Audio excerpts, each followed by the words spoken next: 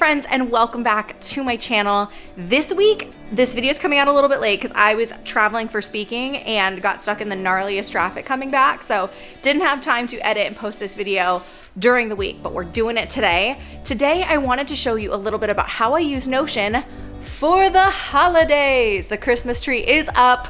And I use Notion for a lot of my holiday planning, from organizing, what I'm getting people for Christmas to who I am sending Christmas cards to, organizing addresses.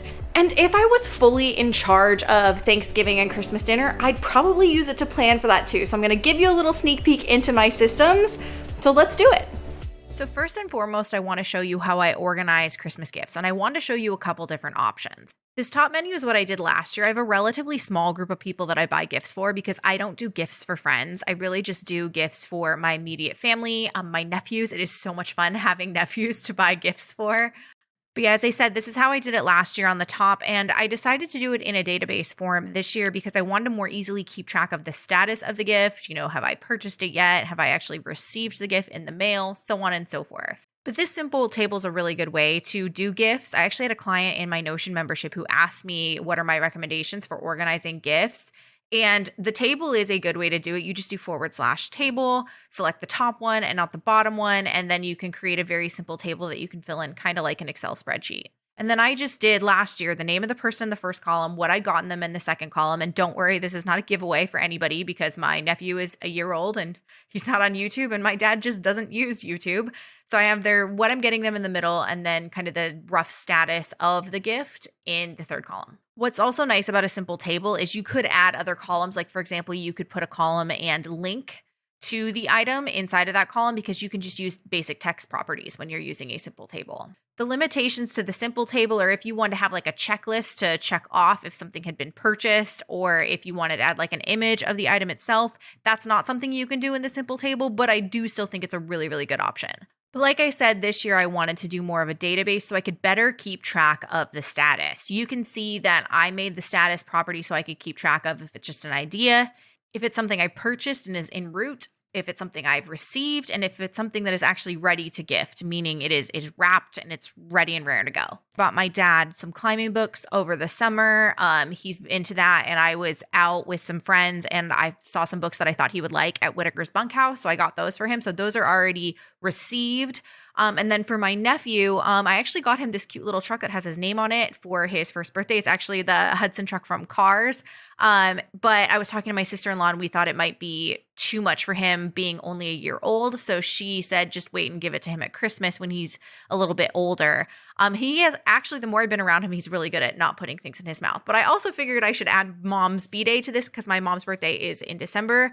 So got to do Christmas and birthday for her. But another way you could do this is by doing columns. Something I like about the columns option is when you're not full width, you can resize, and then you could just you basically get the full functionality of Notion at this point in time. So you could add in a to-do list to check off people. So you could do like the checkbox and then the person's name or something like that. And then you could put the thing that you actually got them in the second column. And then you could put like the status, kind of similar to what I did in the simple table in the third column.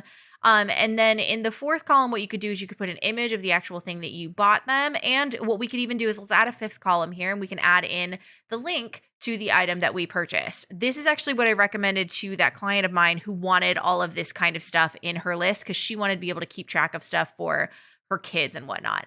But this database is what I'm going to be going with this year. And I actually think a cool thing that I'm going to add here is I want to be able to keep track of my budget as well, approximately how much money I've spent on these.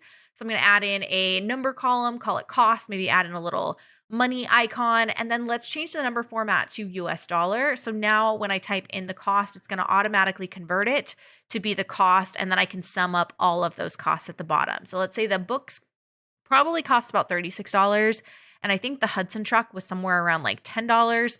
So right now I've spent $46 in total for Christmas. I'm just getting started, but that's a decent starting point. We're not big spenders for Christmas in my family. So I don't think that's going to be any sort of a big budget thing for me this year.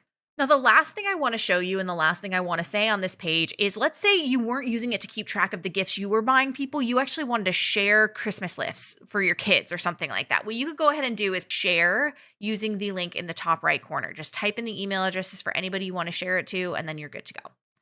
So the next thing I want to go ahead and show you is I want to show you how I use Notion to keep track of people's addresses and who I'm going to be sending Christmas cards to. So I'm definitely going to get a little confidential in this place because I don't want to share people's names and addresses with you, but I am going to just roughly show you this contacts and people database. I use this for multiple things. I'm going to show you in just a second, but I have this first page filtered by family and friends, and then I just go through and I designate who I'm sending cards to, and it totals it up at the bottom so I know how many Christmas cards I need.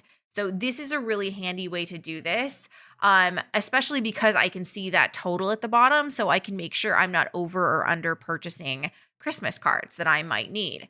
It's a basic table database. I just have name, address, notes, and then I created a select tool for Christmas cards. If I were to do this again, I'd probably do a checkbox instead of a select tool just to keep things easier, but I just don't want to redo it right now. But you can see this is a contacts and people database. I also use it to keep track of like the thought leaders and authors whose content I consume. So if I quickly want to be like, oh, what was that book by Adam Grant? I can go in here and I can see it.